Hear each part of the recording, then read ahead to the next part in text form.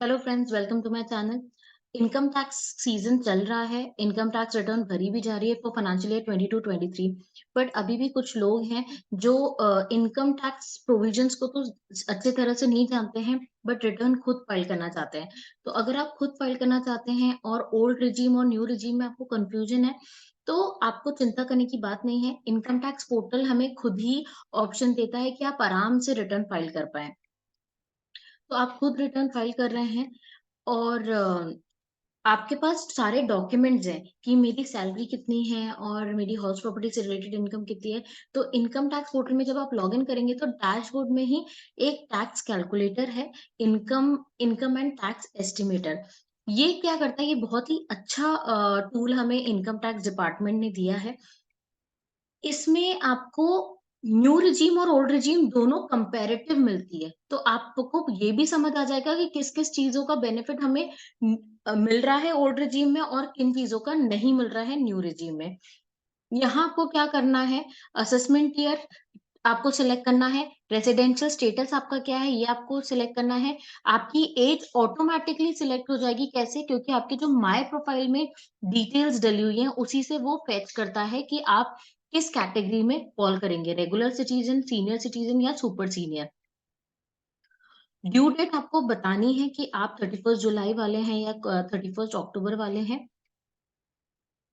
And उसके बाद आपको बहुत बेसिक डिटेल्स ही फिल करनी है, जैसे कि income under head of salary, gross salary कितनी है, एग्जेम्पशन कितनी है। मोस्ट ऑफ द डिटेल भी फेच हो जाएगी जो हमारे प्रीफिल डेटा में है, तो मोस्ट ऑफ द चीजें फेच हो जाएंगी।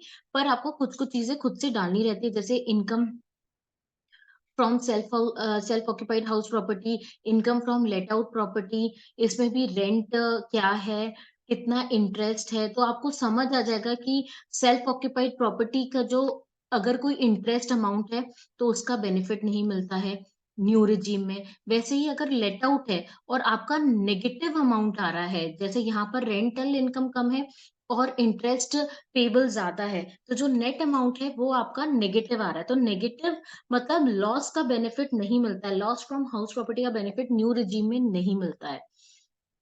तो ये बहुत इंपॉर्टेंट बात है। बात अगर हम सैलरी की करें, तो सैलरी में भी आपको एग्जेम्पशंस के जितनी भी हैं सेक्शन 10 की वो नहीं मिलती हैं। आपको स्टैंडर्ड डिडक्शन का नहीं मिलता है 50,000, और जो डिडक्शन हमारे प्रोफेशनल टैक्स से रिलेटेड है वो भी नहीं मिलता है। तो जो सैलरी है प्लस परक्विजिट्स वो ही टैक्सेबल होती है। कैपिटल गेन की इंफॉर्मेशन भी आपकी कंपैरेटिव बेसिस पे आ जाएगी, बहुत अच्छे से कंप्यूट करके। तो आपको फटाफट पता चल जाता है कि आपको न्यू रिजीम या ओल्ड रिजीम क्या सिलेक्ट करना है। बट आपको इंफॉर्मेशन एक ही बार डालनी है और डिटेल में डालनी है, उसके बाद वो खुद ही सिलेक्ट कर लेता है कि कौन सा लेना है न्यू रिजीम में, कौन सा नहीं। तो आप ये जरूर करें, और इसको आप डाउनलोड करके सेव भी कर सकते हैं। एक ये छोटा सा कंप्यूटेशन भी है, तो डाउनलोड का ऑप्शन भी यहाँ पर आता है। तो मेरा एडवाइस यही रहेगा कि आप डैशबोर्ड में टैक्स कैलकुलेट करके जरूर देखें कि वो कौन सा बेनिफिशियल है, न्यू रिजीम या ओल्ड रिजीम।